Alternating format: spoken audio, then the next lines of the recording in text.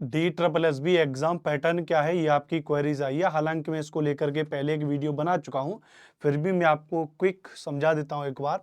ये पुराना ही पीडीएफ है जिसको मैं यूज कर रहा हूं। तो डी ट्रिपल एस बी के अंतर्गत जो एग्जाम का पैटर्न है, पीआरटी और टीजीटी और पीजी तीनों लेवल पे होता है। मैं फिलहाल आपको टीजीटी और पीजीटी के माध्यम से समझाता हूँ। अभी पीजीटी की वैकेंसी निकली है, तो चाहे तो आप पीजीटी मान लीजिए, चाहे टीजीटी मान लीजिए, दोनों का पेपर एक जैसा ही होता है। दो पेपर होंगे, एक तो आपका होगा इसमें 100 नंबर का कॉमन पेपर होगा, और एक होगा आपका इसमें 100 नंबर का सब्जेक्ट का पेपर होगा। कॉमन पेपर का मतलब है जिसमें मैथ्स होगा आपका 20 नंबर का, रीजनिंग होगी इसमें आपकी 20 नंबर की, हिंदी होगी आपकी इसमें 20 नंबर की, इंग्लिश होगी आपकी इसमें 20 नंबर की, जीके जीएस करंट अफेयर्स होगा आपका इसमें 20 नंबर का, 20 500 100 क्वेश्चन होंगे। तो एक तो आपका पेपर ये हो जाएगा। दूसरा आपका 100 नंबर का हो जाएगा सब्जेक्ट। अब जैसे आपका सब्जेक्ट कुछ भी है, ज्योग्राफी है, हिस्ट्री है, पॉलिटिकल साइंस है, इकोनॉमिक्स है, या जो भी आपका सब्जेक्ट है 100 नंबर का, आप उस सब्जेक्ट के तहत क्या दोगे भैया, पेपर दोगे। तो यह तो हो गया एग्जाम पैटर्न हो गया। अब दूसरी बात ये है कि सर, और यही क्या होता है, पीआरटी में भी ऐसा ही होता है। पीआरटी में 100 नंबर का आपका कॉमन पेपर होता है, 100 नंबर का आपकी उसमें टीचिंग पेडोलॉजी हो जाती है। इस बात को याद रखना। अच्छा, आगे की प्रोसेस क्या है, सिलेक्शन प्रोसेस क्या जानना चाहोगे तो ऑनलाइन एग्जाम आपका होगा, 0.25 की नेगेटिव मार्किंग होती है, उसके बाद डॉक्यूमेंट वेरिफिकेशन होगा। डी ट्रिपल एस बी के अंतर्गत किसी भी प्रकार का इंटरव्यू नहीं होता है। पीआरटी टीजीटी पीजीटी लेवल पर किसी भी लेवल पर अभी तक इंटरव्यू नहीं है। अच्छा, अब एक जो दूसरा क्वेरीज है जो मैंने थंबनेल पर लगाया है, इसमें एक दूसरा थंबनेल पर मैंने ये लगाया कि भाई ये बताइए इसको लेकर के जो है सिलेबस डिस्कशन क्या हो सकता है। तो देखो, सिलेबस डिस्कशन में आप जानते हैं कि डी ट्रिपल एस बी अपना कोई भी ऑफिशियल सिलेबस वो नहीं देता है। डी ट्रिपल एस बी का अपना कोई भी ऑफिशियल सिलेबस नहीं है किसी भी सब्जेक्ट का। तो फिर अब अनुपम सर कैसे करें तैयारी, तो देखिए उसमें क्या है कि आपको अपनी एक्सपर्टीज के आधार पर चीज़ों को देखना पड़ेगा। एक्सपर्टीज का मतलब क्या है, जो प्रीवियस ईयर के जो पेपर हुए हैं, पीवाईपी अगर मैं कह दूं, प्रीवियस ईयर के जो पेपर हैं, उन पेपरों को आपको देखना पड़ेगा। जैसे मैंने खुद से इसके पेपरों को प्रॉपर तरीके से देखा।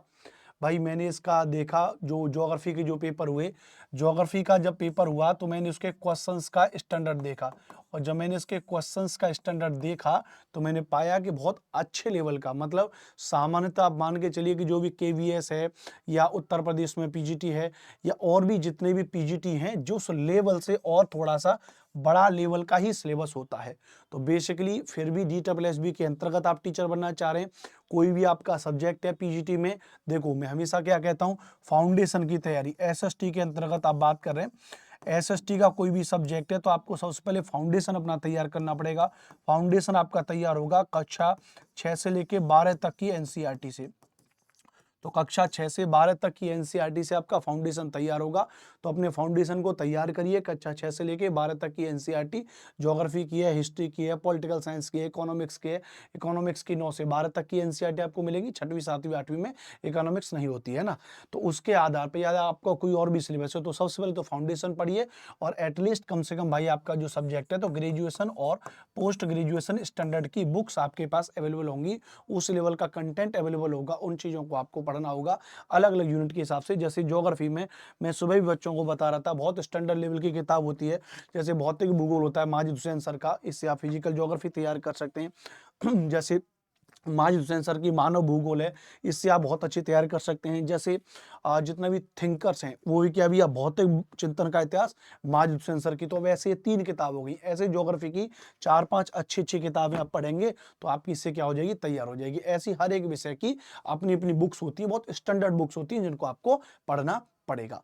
इतना आप पढ़ सकते हैं। बाकी इस चैनल पर ज्योग्राफी को लेकर के फाउंडेशन बैच में लेकर के आऊंगा और मैं आपको पढ़ाऊंगा। और डी ट्रिपल एस बी के अंतर्गत अगर आप जुड़ना भी चाहते हैं तो मैं आपको अपना नंबर भी दे रहा हूँ।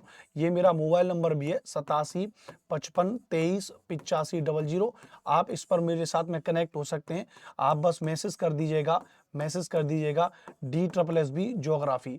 तो D triple S B geography के नाम से आप मैसेज करेंगे, अपना इसमें नेम लिखेंगे तो मैं आपसे संपर्क कर लूंगा।